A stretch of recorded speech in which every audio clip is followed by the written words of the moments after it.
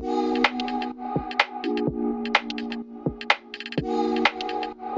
everybody. Welcome to the BariConnected podcast. And today we're being joined by bariatric food coach Steph Wagner. And I'm so excited to have you here, Steph. Thank you for joining us. Thank you for having me. It is a pleasure. I'm so excited to talk about this. Yes, today, you guys, we're going to be sharing about a new topic. It's food clarity at every stage post-op and what to expect and how to stay confident with your decisions on what you're doing. And I'm going to kind of dive into that a little bit more. I also want to welcome every single person that is coming live onto this call, and maybe those also just that'll be listening to the replay at a later time. Let us know a little bit about yourselves. Let us know, if you're pre-op, if you're post-op, where you're from, city, state. Let us know if you're on some type of journey, like weight loss journey, whether it be a medical weight loss or surgical weight loss. We'd love to know a little bit about you. We usually have people from all over the US and Canada joining us. And let's jump into what we're going to be talking about. And I'm going to kind of do a more formal introduction of Stephanie. So Stephanie is a bariatric dietitian, and her and I was chatting just before we came on here. And guys, I told her she's a pioneer. Like, she started doing bariatric stuff years ago. She started her own private practice 10 years ago with a membership community. And we're going to be talking a little bit more about that. She's the founder of Bariatric Food Coach. That's kind of the online program that I was just talking about. It's a nutrition library and community for bariatric patients.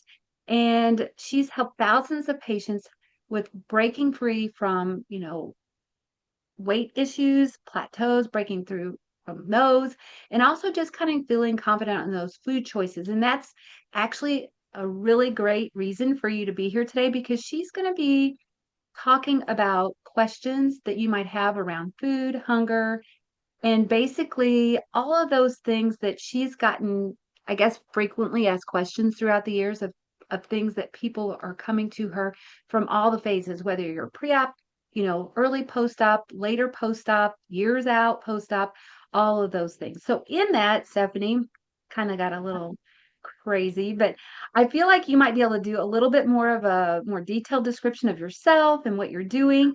I'm going to mute myself for just a moment because I want to go on to Facebook as well and make sure we're streaming live there.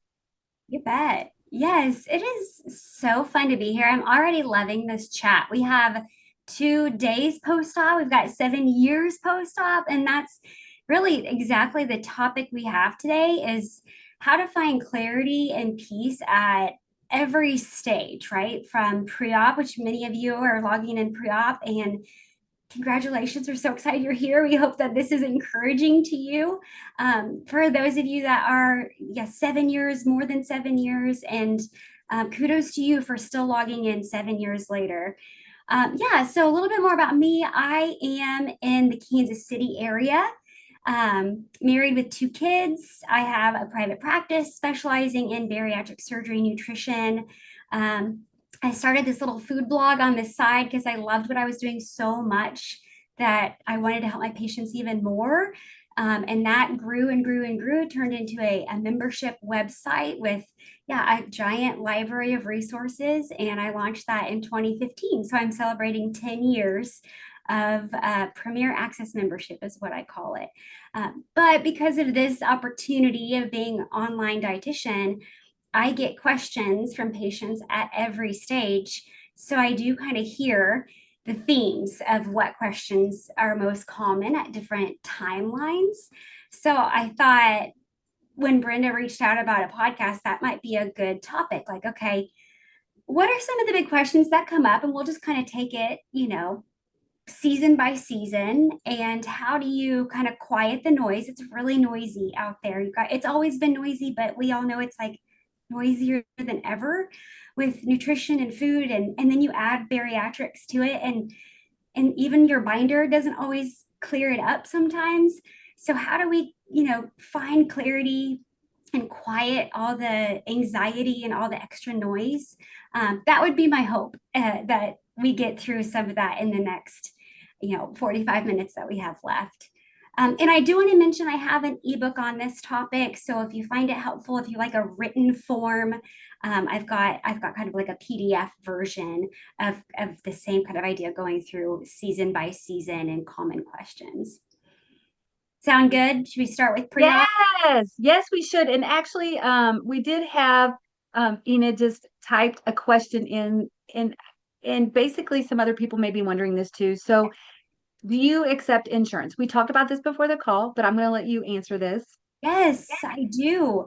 Yes, and I that is something even in my 15 years of working in bariatrics, thankfully it's gotten there's been a lot of growth in insurance coverage for dietitians. So at least for my private practice, Blue Cross Blue Shield, Aetna, Cigna, United, those are ones that under preventative care are covering dietitian visits more than we've seen in the past. So yes, I actually have a lot of clients that get a lot of good insurance coverage. Great question. It's pretty easy to check benefits too. So there is information on my website, and I can also give you information on how to call your insurance and ask, what questions to ask to find out if you have that coverage.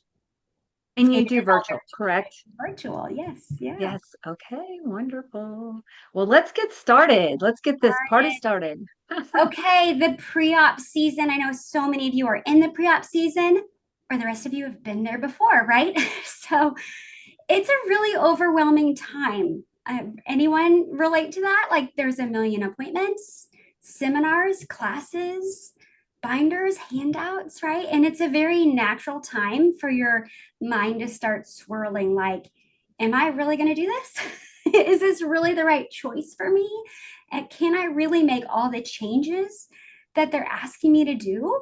So those fears, those concerns, and I think it's very normal and healthy, right? You don't want to sign the dotted line until you have really exhausted every question. You kind of want to get to the bottom of the barrel, that you have gone through all the questions, that you're really ready to do it. But it can bring up a lot of doubt, right? So I think one thing I'd like to say, and this is true if you're in the pre-op season, but I want everyone to hear this. Surgery is not the last resort. I think that's a phrase that we hear a lot, but I would actually like to take the pressure off and remind everyone that like this is not like this is it for me, because that can put a lot of pressure that this is the be all end all and you've got to get it right. I'm going to go ahead and say there's actually going to be ups and downs all along the way. So sometimes that mindset of like, this is the end for me can make the ups and downs even more scary. Do you feel like that's true, Brenda? Would you agree with that? Like, Yes, I know for me, I mean, I had weight loss surgery back in 2013, and it definitely has been probably the biggest tool that I've ever had as far as strength wise. But in that, I've still relied on a lot of other tools too. So I wouldn't say that, and two, it is scary because like you said, people think, oh, am I gonna fail? Like I feel like that's one of the biggest fears that people go into, like, what if this doesn't work, or what if it's limited and it's working? But it is definitely one of the strongest tools I've ever had. yeah, and I love that Lori says it's a lot, but it's so worth it. So it's great to hear it from other people like, yes, it was a lot, but it's so worth it. Yeah, I'm still learning. It's 27 years. I'm still learning every day. There will be Wow. ups, there will be downs. But I think it can help to take the pressure off. Like, this is a great opportunity, and I'm going to use it as an opportunity to reflect on my food environment and my lifestyle. This is the lifestyle I've always wanted for myself. How can I reevaluate utilizing the benefit of a metabolic bariatric surgery? We call it a metabolic surgery because there's so much metabolic benefit to it. So it makes the lifestyle that you've been wanting for yourself more attainable. But it's not like this litmus test on how well you can perform. So I think that I just want to take the pressure off everyone, right? That you're allowed to have good days and bad days, but it is an opportunity to do that mindset work, that to reevaluate your overall lifestyle.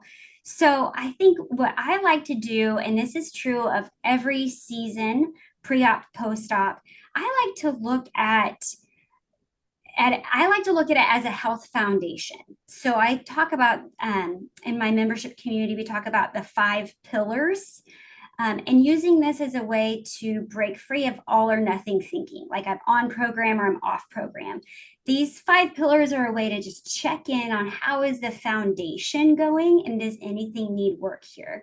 So the 5 pillars are water, food, movement, sleep, and vitamins. So when any one of those pillars is struggling, it makes the whole foundation kind of shaky. But when we build up one of those pillars, it tends to make the whole foundation stronger, which is really encouraging because it's not that you have to perfect all of it. If you put energy into just water, you may find that your energy is increasing because you're more hydrated. Well, now I'm getting in more movement because I have more energy. Well, now I'm sleeping better because I had more exercise, or my appetite's more controlled. So you get the idea. Your overall foundation starts to strengthen rather than on plan or off plan. So we'll talk about the 5 pillars as we go through each of these seasons, but the pre-op time is a great opportunity to start with that foundation in mind. Like, okay, what in my home environment could I start now with these pillars in mind to build up a better food environment, to help myself with better hydration practices, with my sleep schedule. So that's a good approach to the pre-op season is how can I strengthen my pillars now? Because surgery will change things, certainly, but those pillars are going to carry through pre-op or post-op. Anything you'd add to that, Brenda? Movement. Was that one of the pillars? Did you Yeah. have? Okay. Okay. I must have missed that. But no, I think I agree. 100%. 100%. And I think pre-op is also a great time to practice those little habits. Like, if you are getting really overwhelmed, you think about, oh, how do you not drink with your meal, right? Like this is crazy talk. Why would they tell me to not drink with my meal? If those kind of things are really overwhelming, pre-op is a time where you could practice some of those things. So maybe one meal a day you practice the fluid rule and try it on for size. It's a lower risk right now because you don't have the anatomical change yet. So you're not actually risking anything.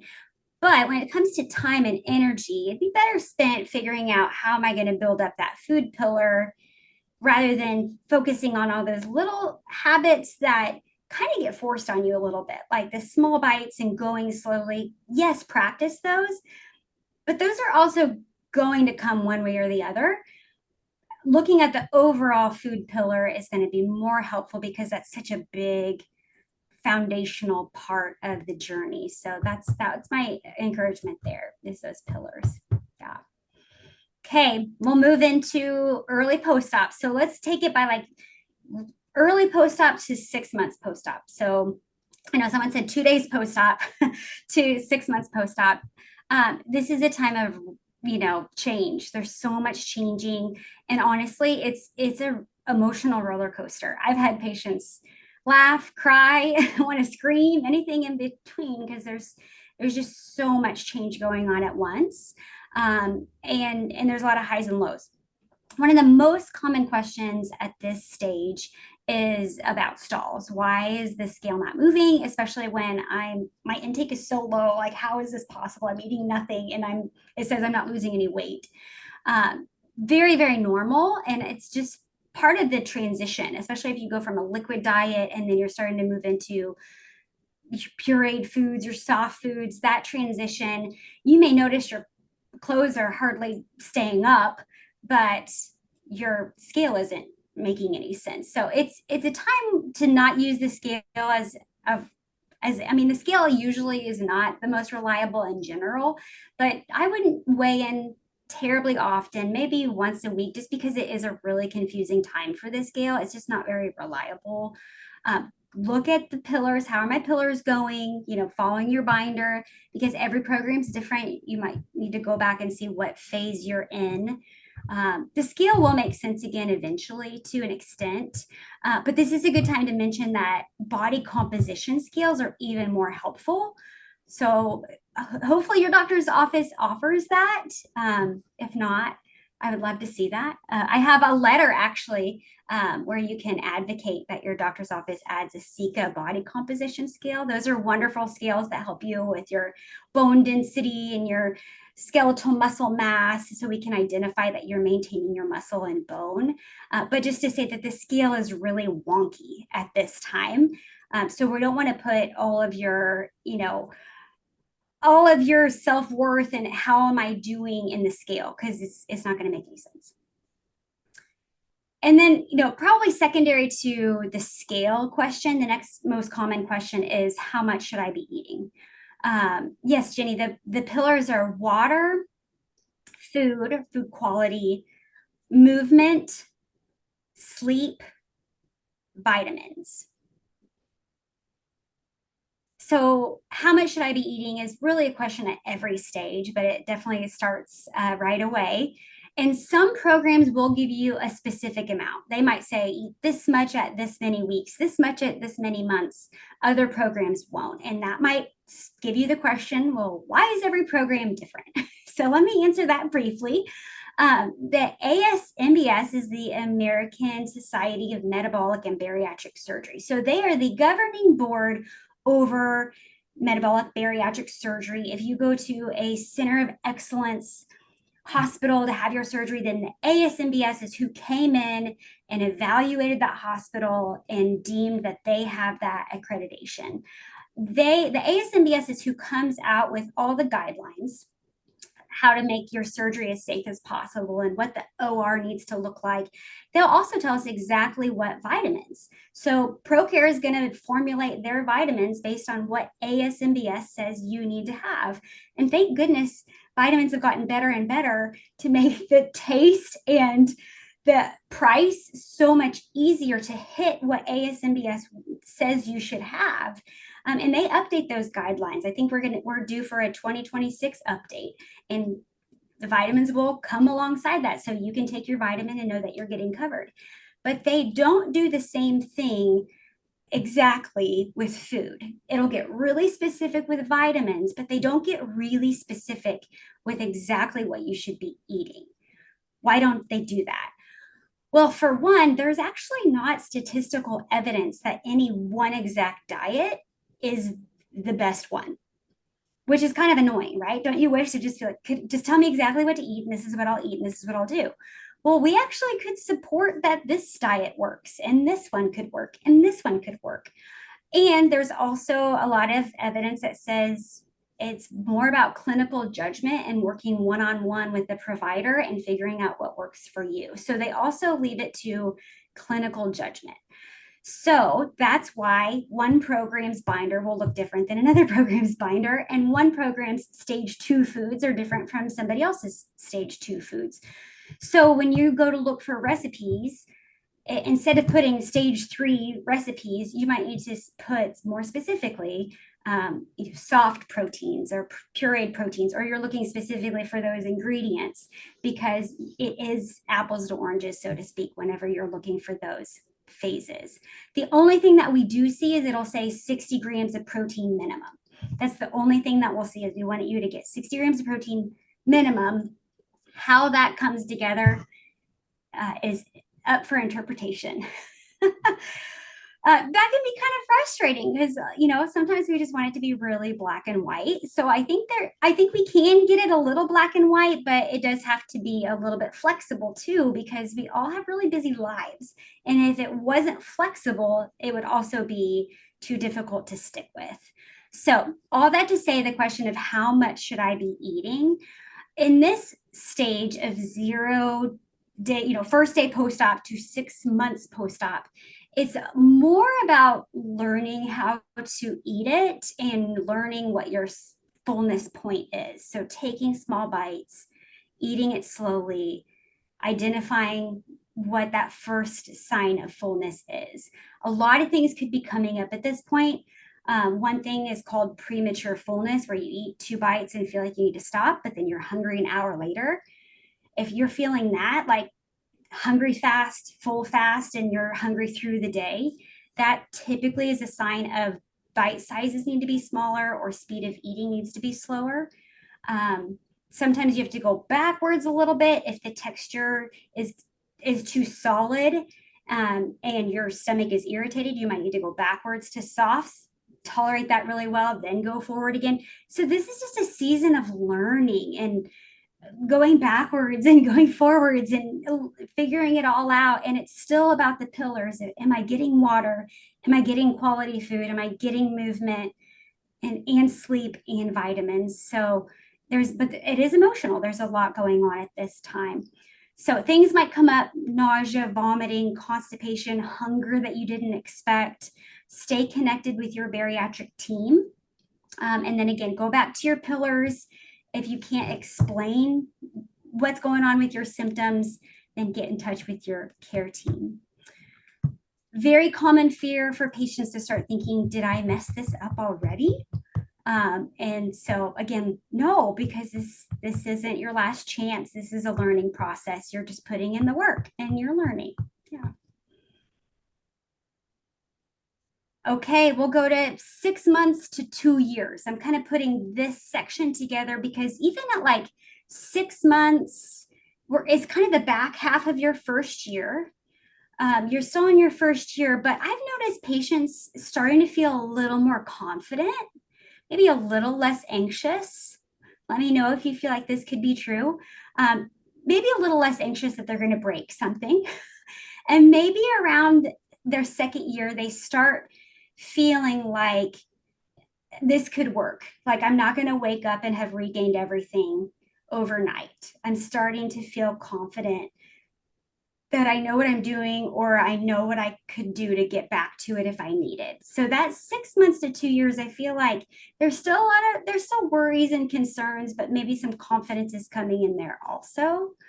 But there's a lot of other things coming in. So portion sizes are changing. Hunger is probably coming up a little bit more. Weight loss might be ebbing and flowing. Maybe stalls are longer, or you're worried that it's going to stop. Still an emotional time, but again, maybe not quite as intense as right out of the gate. Again, let me know if you agree with that. So again, we're going back to the 5 pillars. It's a great way to find clarity. Okay, where am I at? How am I doing? Am I hydrated? Even food quality. Maybe you're eating more, but is it focused on protein? Am I getting in fiber? Am I meal planning? How's my food environment? Is there anything I need to revisit on that food pillar? Same thing with movement. At this point, 6 months to 2 years, really great time to add in strength training if you haven't already. Building muscle is a great investment in your metabolism's future. Muscle is very metabolically active, so it's going to keep your metabolism up. When you lose a lot of weight, your metabolism goes down because your body doesn't have to work as hard to move as much of you. You eat less, you burn less. So metabolism is naturally going to go down. And one of the ways that we can prevent it from going down more than you want is strength training is a great way to do that. So that's a great time, if you haven't added it yet, to add it in. And it doesn't have to be going to the gym and pounding it in the squat rack. It can be at home dumbbells, resistance bands, body weight, push-ups against the wall, YouTube videos, but something that's going to be specific to strength training, not just cardio. We love cardio, but not just cardio. Also remembering, especially in this phase, this is still a lot of firsts. This is the first round of holidays, the first big vacation, the first time you've hosted a lot of people in your house as a post-op patient. So it's still a lot of learning and giving yourself a lot of grace. Don't put pressure on yourself that you have to nail it every time. You're going to learn from it every time. There's a lot of reflection. What would I do differently? What did I like about what I did? What didn't go well? Just reflect. Maybe keep some notes or a journal if you're someone that does that. So more questions will come up. How many calories? What should I be eating now? Again, that's a question that comes up again and again. Well, how much should I be eating now? So the way I approach the how much should I be eating, again, programs are going to differ, but I like to do more of a ratio approach. When you build a meal, eat 2 bites of protein to 1 bite of something else, the vegetables, the fruit. 2 bites protein, 1 bite something else, taking small bites, going slowly, stopping at the first sign of fullness. That's the food quality pillar. But it allows your stomach to tell you what's the right amount for you. And that can change depending on the texture of the food. For those of you that are further post-op, you know that flaky fish goes down a lot easier than a piece of steak, right? So if we just focus on ounces, it just depends meal to meal. So listening to your body's cues can be more helpful than just the amount on the plate. So I like to listen more, do more of a ratio, stop where you need to stop, rather than food weighing. That's my approach. Everyone's a little different. Instead, on the flip side, if you do focus on portions and maybe you stop eating because you think you need to, but really you could have eaten more, you might struggle with snacking later if you cut yourself off because you felt badly about eating more. So that's something to pay attention to. If you need to eat more chicken, you need to eat more ground beef, you need to eat more of the pork chop, go ahead and do it, because if it's going to help you in those in-betweens with grazing or snacking or mindless eating, don't feel like you need to cut yourself off for a certain portion size. And that kind of brings up the question of more like emotional eating, which I won't get really deep dive into. I have a whole course in my membership on it, but let me touch on it because it's kind of like we can't totally separate these things, right? When it comes to the 5 pillars, the hope is that when we care for ourselves well physically, water, food, movement, sleep, vitamins, we're better equipped to handle the emotional moments.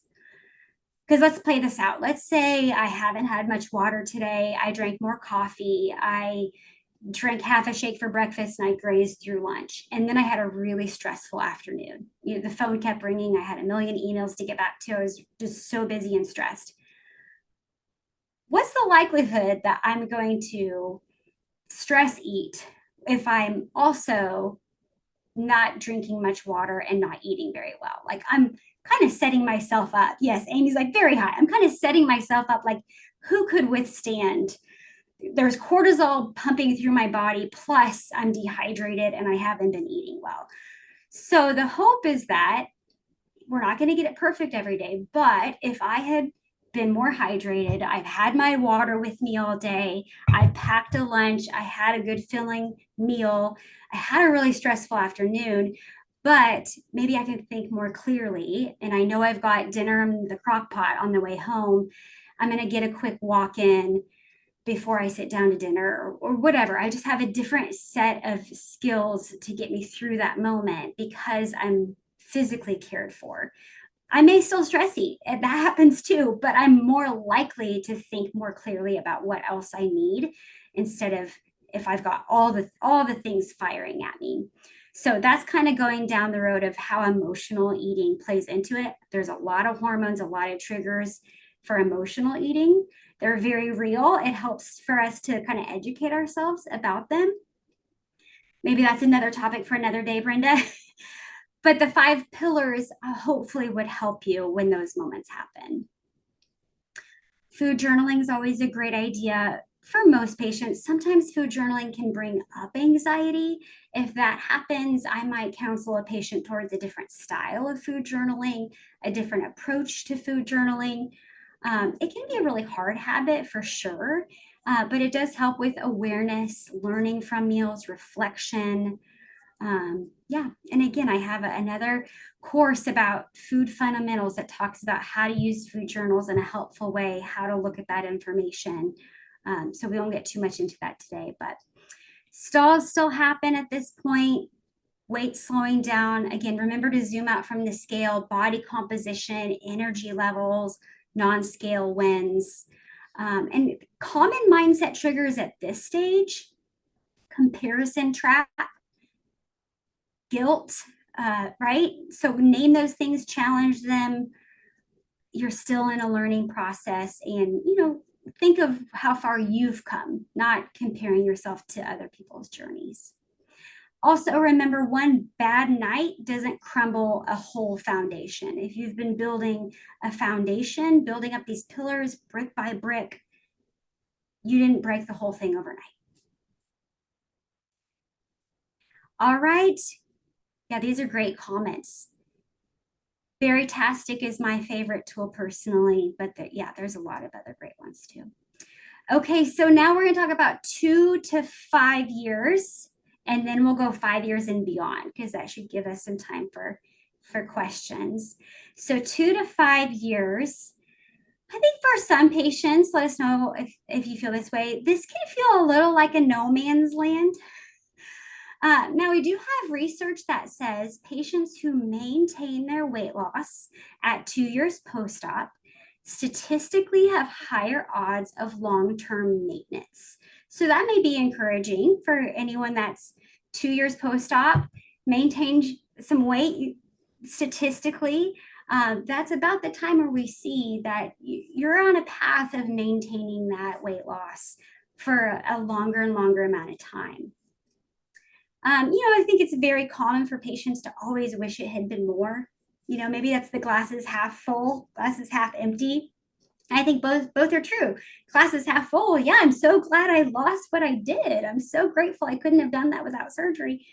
Glass is half empty. Like, I wish it was more, right? And I think there's a little bit of both of that going on at this season, like grateful and also maybe some frustration of what the expectations and the reality starts to come out. So there's a little bit of both, gratitude and maybe wishing there was more. It might be a time of redefining what success means to you. Maybe it's a shift from intensity to sustainability. What can I sustain and stick with?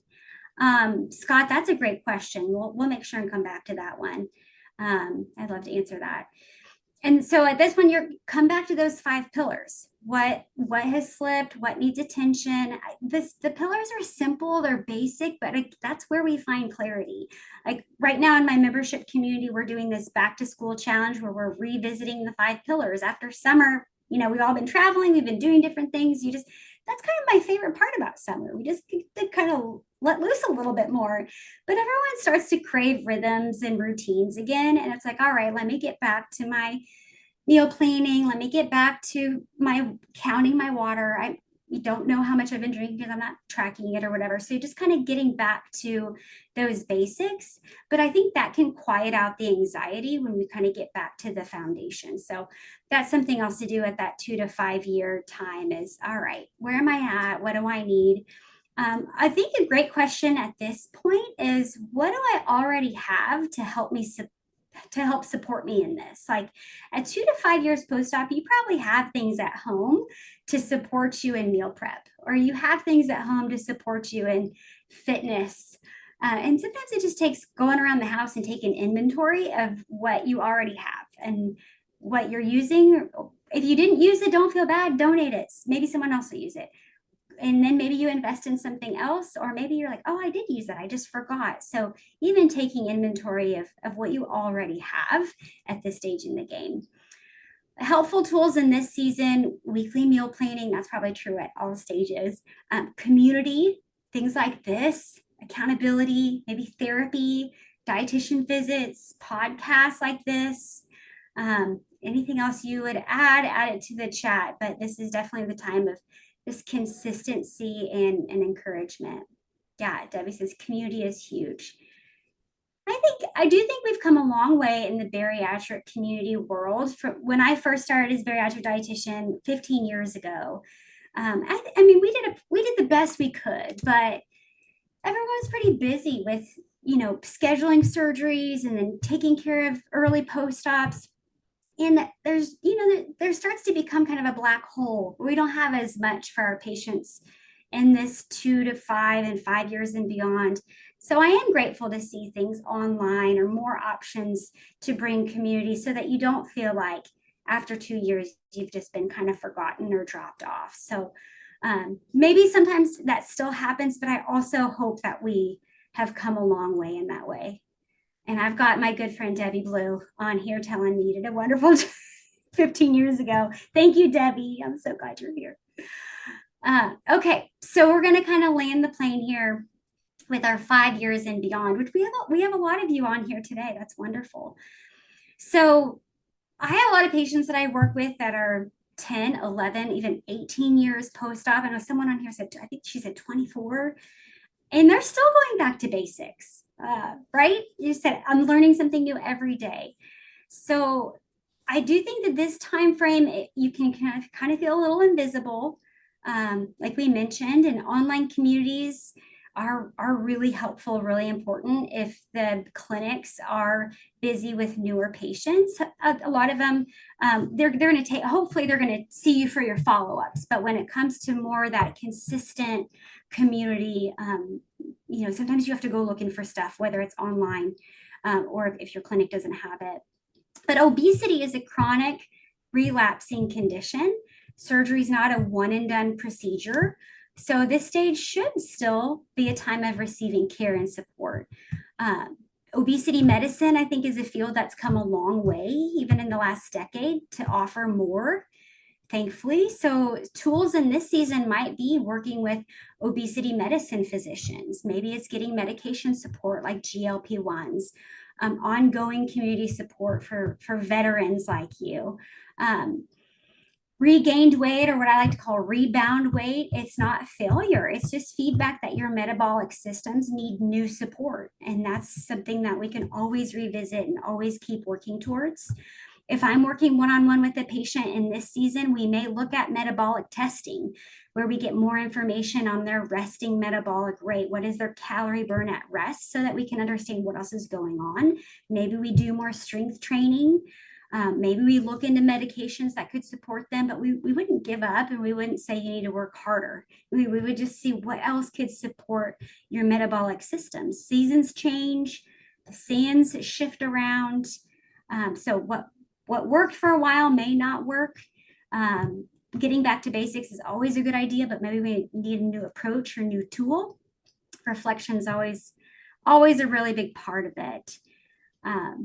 And then, like we said, sometimes the emotional part gets into it. We all have life interruptions that come, whether it's, caring for a loved one, or unexpected loss, or grief, or life change. So sometimes there are times where we have to change the amount of time and energy we can put towards our 5 pillars. We have to take care of our most basic things. And sometimes your energy has to go to that. And then you come back to your 5 pillars with more energy as you can, but just finding a way to keep your basics cared for. So that's just what it is to live with a chronic disease day in and day out, and lean on a community to help you.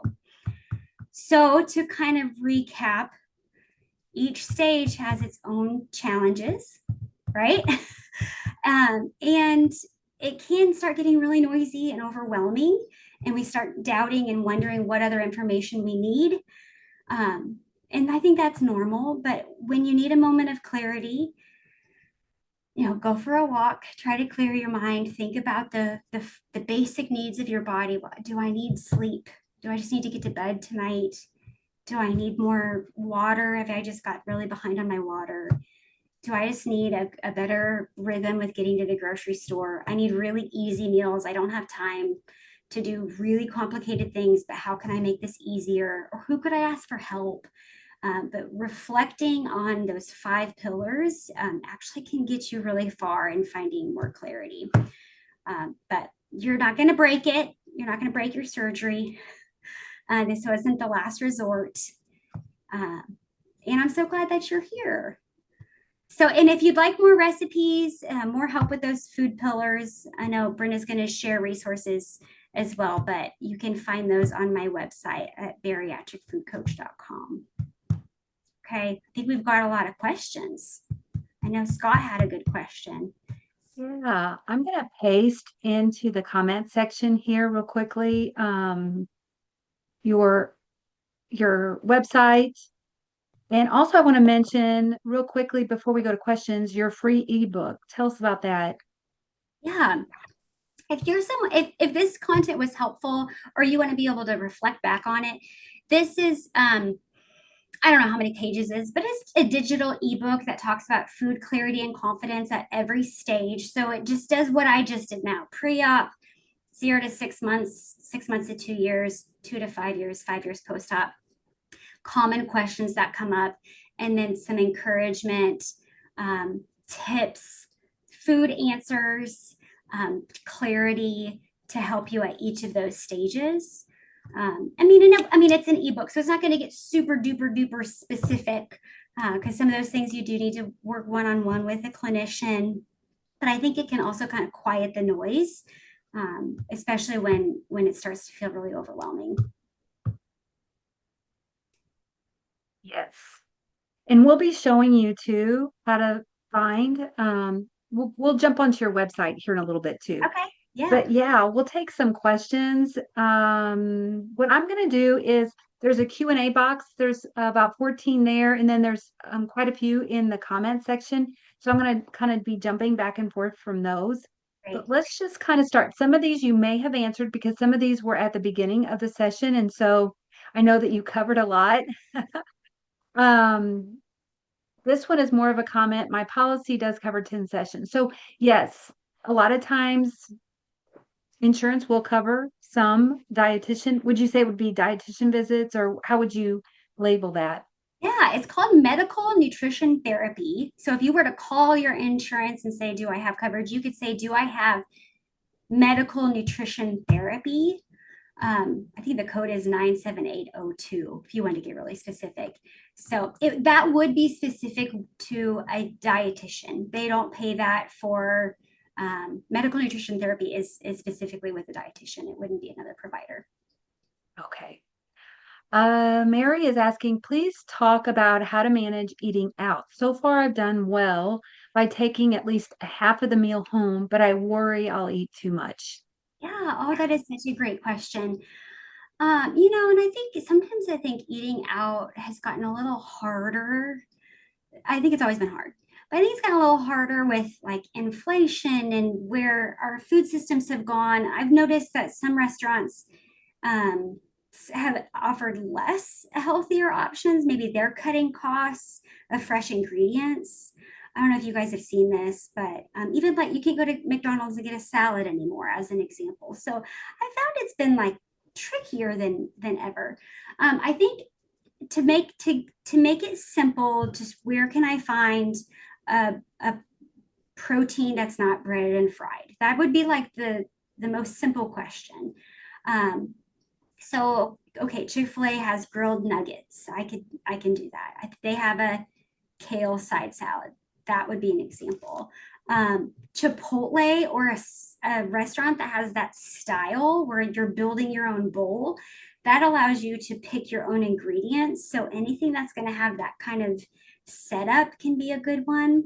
Honestly, you can also go to Chat GPT, or if you're using like an AI kind of resource, you can say, help me find healthy recipe or healthy restaurants in my area, and put your zip code and see if they can at least get you started with some things in your area.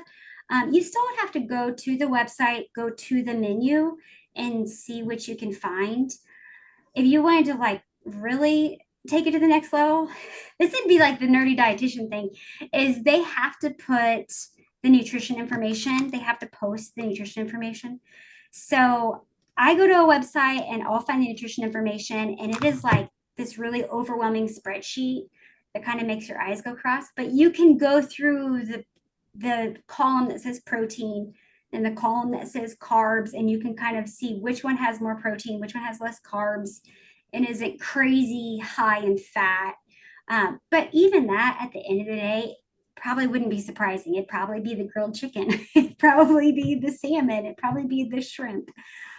So I hope those are some helpful tips. You could ask for the meat without the bun or without the tortilla, try to get the veggies on the side, that kind of thing. Okay. Pamela says, I have celiac disease. What's the best plan for me after gastric sleeve? Yeah, I'm sure that does bring up extra questions. In some ways, it's not too challenging from a bariatric eating plan because proteins and vegetables typically aren't going to have a lot of, bread product that would have a lot of gluten. So most of the time it's going to be okay. But you could, if you haven't already, you could download some of the apps that help you to like scan a product and identify if it's a gluten-free item. So if you're going to use a seasoning or sauce, or you're going to try to get different flavors with your meats and veggies, that would be a way to make sure that it's not going to contain gluten. But I think the good news is that it's not a diet that's terribly like complicated for someone with celiac. Yeah. Hey, great answer.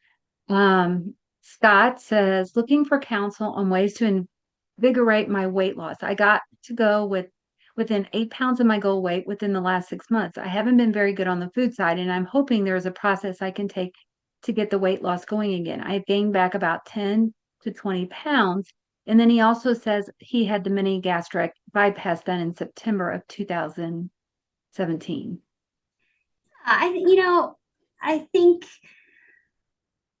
if we were to really get into it, if we were sitting one on one, and then maybe we could sit down and really look at maybe your meal times or how we could build out the quality a little better, if there's anything that we could do in the typical day. But some of it is just getting back to it and being consistent. The body, for better or worse, is sometimes it is a little slower at responding to the inputs that we want it to respond to. So I call it leading indicators and lagging indicators. These are business terms. If you're in the business world, you've probably heard this before. But a leading indicator, these are the things you actually have control over, right? Your 5 pillars, your meal planning, your food quality, putting good meals on the table. Those are the things you can control. Lagging indicators are the results that come from it. Weight loss, the scale, even your A1C, your blood sugars, those are based on your leading indicators. So at the end of the day, all you really can control are your inputs. And then we don't really have a crystal ball to know how long it'll take for the lagging indicators to come. But your body's always going to respond well to the healthy inputs. If you're eating well, you're moving your body, you're drinking water, these will come. We don't know how long, but your body is responding well. I don't know if that's directly answering the question, but I hope it's encouraging. Oh, yes. Oh, yes. Cassandra says, any tips to overcoming excessive snacking, especially in the evenings? And I know that that was in the chat feature too. Somebody had said that they were getting up during the night, 10 or Yeah. 11, having snacking. And I know for myself, that's always one of my biggest snacking times. And part of me thinks that part of it might even just be habit. Like these are habits that we get ourselves into. So, Yes. Okay, thank you, Brenda, and those of you that asked the question for being honest, because I think it's really easy to leave that part out. Like, I don't really want to have to tell somebody that I'm getting up and snacking in the night, right? So, this is a support group. This is what we're here for. And I love that everyone's being honest because I know that, there's 62 of us on here. There's more than 3 people snacking at night, right? So, thank you for the ones being honest about it. There are lots of different reasons. So part of it is figuring out what is the concoction of situation going on that's triggering the eating. And it could be different. The body is complicated. So I mentioned the 5 pillars is kind of more of the physical care. So this is what we call homeostasis. If you remember that from biology class, then this is taking care of your body's basic needs to keep you in equilibrium, right? You're keeping your blood sugars stable, you're keeping energy in your body. The other system in your body that triggers eating is the hedonic system, and that is the system that makes you hungry or triggered to food that has nothing to do with being hungry. It could be Boredom. So bored eating typically is a dip in dopamine. Dopamine is a powerful neurotransmitter that is the pleasure reward system. We feel pleasure when we eat. So we get a boost in dopamine. Well, that can also become a habit, just like you mentioned, Brenda, because if you sit at the same place at night, you sit down at the same spot on the couch every single night. Now it's become a neuro pathway that says this is what we do at this time. I'm bored and that sounds good. And this is what we do. So it's both. Now I've got a dopamine dip and this is a habit.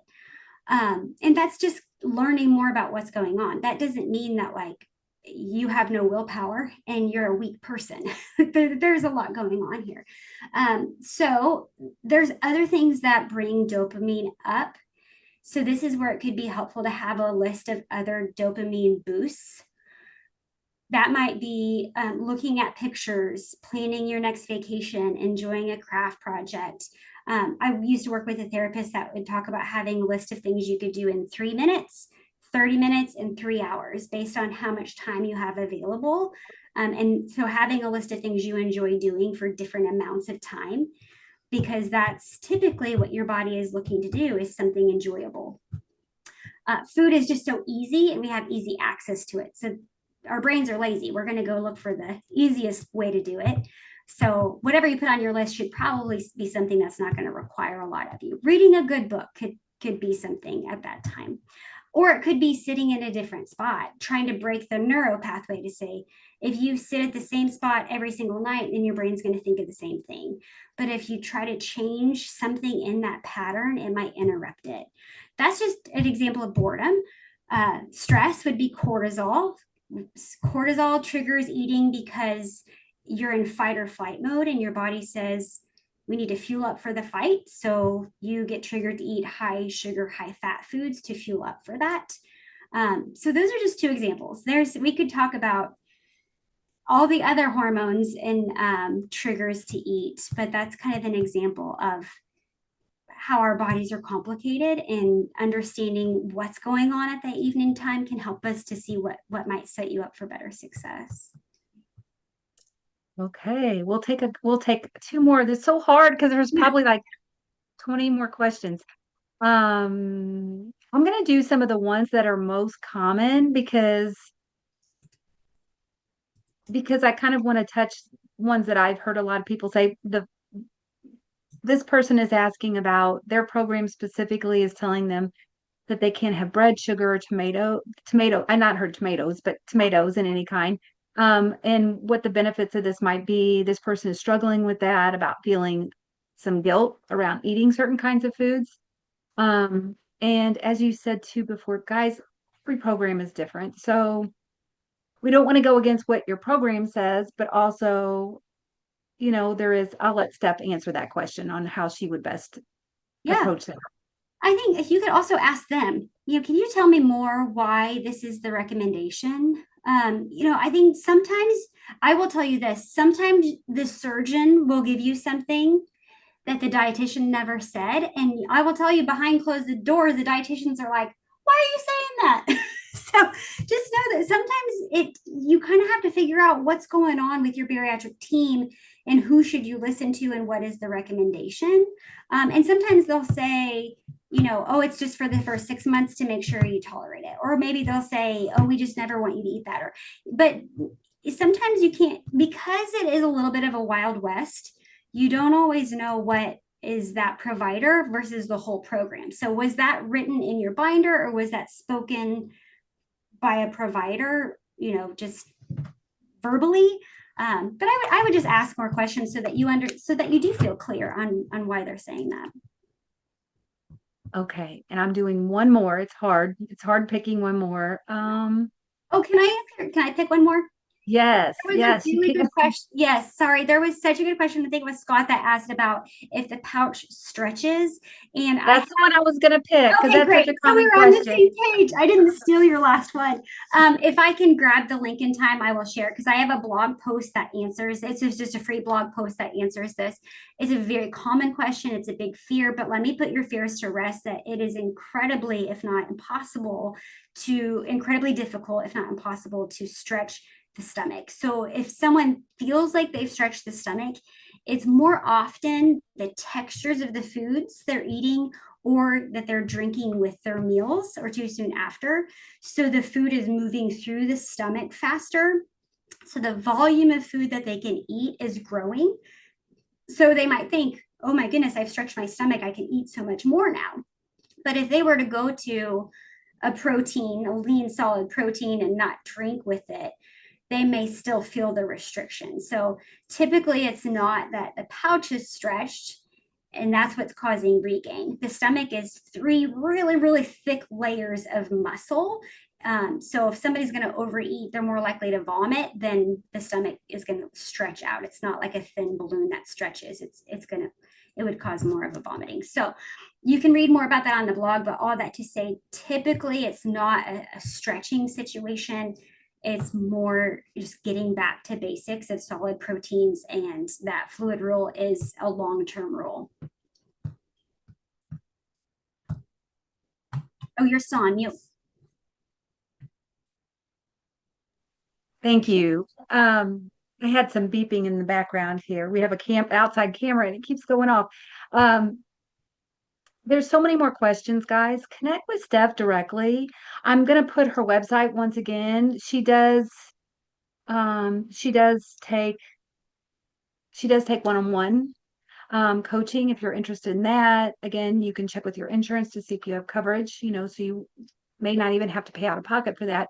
But if you're interested to her community, Steph's in that community, and I'm sure that they can ask questions within your community as well. So another great way to get a lot of these questions answered that are coming in, because it is hard. It's hard to find out all of those things that I'm sure when one question pops up, 10 more pop up. So looks like somebody already confirmed their subscription. So I'm going to pop onto your website because I want to show them that too before we get off here. And I want to show them how to navigate your website and what that looks like so that they can check that out. So let me share my screen.